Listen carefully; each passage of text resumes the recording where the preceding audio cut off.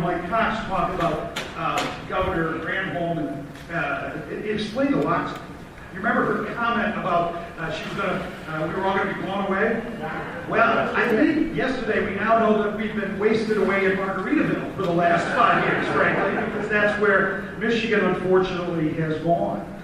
But just coming back to the point that Anna made about standing up for something and standing proud for the very foundation, the very core principles, the very document that gives us the reason we can do and gather here today. Obviously, our Constitution. I've said along the campaign trail that the very first thing that I will do for Congressman is to introduce a resolution in the House of Representatives that will require that before any member is sworn in, before anyone gets that credit card they call the voting card, the most expensive credit card in the world, every member of Congress is going to sit in that chamber and listen to a reading of the Constitution. Because frankly, ladies and gentlemen, I don't know how often people have heard this document. And it seems to me that at the very least, on the first day of the first session, they take the time to read and listen and understand and swear to us that they've done just that. So I think that's a great way to start. You also heard some folks ask me some questions. I think now that Congressman Gary Peters voted not once but twice for Obama Pelosi here. He voted for the cap and trade bill. We all know that. How many of you know that he also voted for the now $863 billion stimulus bill that's cost us 4 million jobs in America? You all know that now? Yeah. Okay. He also voted for not one but two Obama budgets that take our deficit out to $20 trillion by the end of this decade. You all know that? I don't know if you know, but last week they voted on another jobs bill they called Washington. Follow that? The jobs bill. That added another $54 billion to our deficit on top of what they've already done, and spent another $150 billion more on that. But what you may not know is that when it came time to vote to extend the debt ceiling, okay, the thing that they have to do in order to pay for all this, Congressman Gary Peters, in what I call the height of democracy, voted no. I'm not going to allow us to pay for all these things. Give me a break, ladies and gentlemen. This is a guy who says one thing in Oakland County and does something completely different when he gets to Washington. And I also want to ask all of you, are you ready to join Anna and Andrew and myself in helping send Gary Peters packing this November?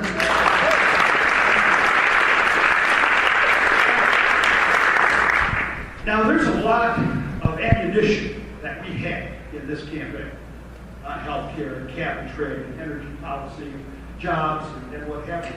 And I think there's a lot that we have to stand up and say no. And be proud to stand up and say no and draw that line in the sand. But you know what, folks? As important as that is, I don't know that that's as conservatives and as Republicans, we have to offer voters an agenda of our own. And I want you to focus on 3 letters. 3 letters that I'm going to be thinking about as I run this campaign against Gary Peters. And those letters are IRS. IRS. Well, no, I'm not talking about the Internal Revenue System. Even though that's a pretty attractive target, you all know they're going to be hiring 16,500 new agents to enforce Obamacare. But no, that's not what I'm talking about. When I say IRS, I'm talking about big, bold solutions, or ideas, big, bold ideas, conservative reforms, and common sense solutions. These are the things that we have to present to the voters of Oakland County to demonstrate that we know how to govern. It's not enough to say no. And while we must do that, and be proud to do that, we've got to talk about these things. Big, bold ideas. How many of you heard Newt Gingrich this week up on Mackinac Island talking about making Detroit a tax-free zone? Oh, yeah. So the truth is, that's exactly what a lot of people think need to be done, and in large part because they look at headlines like today's Wall Street Journal. Black flight hits Detroit. Now, it doesn't matter what color flight hits Detroit, but Detroit is in serious trouble. And that affects all of us. And I encourage you to read this article because it is a sad demonstration of what's really going on in the city of Detroit. But you know what? That may not be enough. Or maybe there's another approach. One of the big, bold ideas that I'm talking about are educational empowerment zones.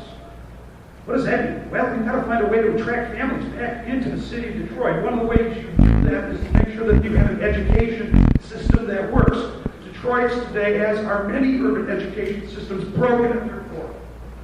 But by creating educational empowerment zones that create an opportunity for unlimited charter schools or parental choice in these areas, or, and I think this is an important step, making those areas right-to-work zones, we can create the kind of educational empowerment that we need to help attract families back into places like Detroit.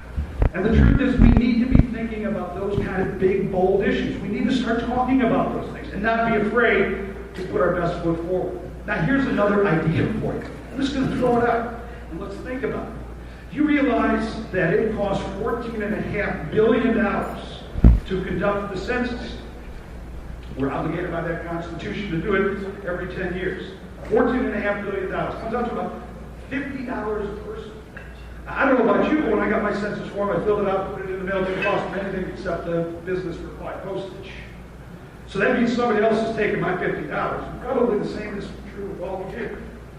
Why don't we look at ways to bring that cost down? How do we do it? Well, one idea that we ought to think about is a lottery. Submit your census form, the head of the household is automatically entered into a lottery system. How do we encourage people, incentivize them to do that sort of thing? Now, I'm not standing here to tell you I'm endorsing that. What I'm saying to you is we have to have the courage to be able to ask ourselves, well, how can we do things differently? Because as Newt Gingrich said, and I agree with him on this, real change requires real change. Big, bold ideas. And being unafraid to stand up and ask those questions. Now, our reforms. What can we do to tackle these big issues? Entitlement reform. It's probably the biggest single question that we face as a society. Getting our arms around Social Security, Medicare, and Medicaid. Now, I don't know about many of you, but I happen to be a big believer in what I'm seeing from Congressman Paul Ryan from Wisconsin.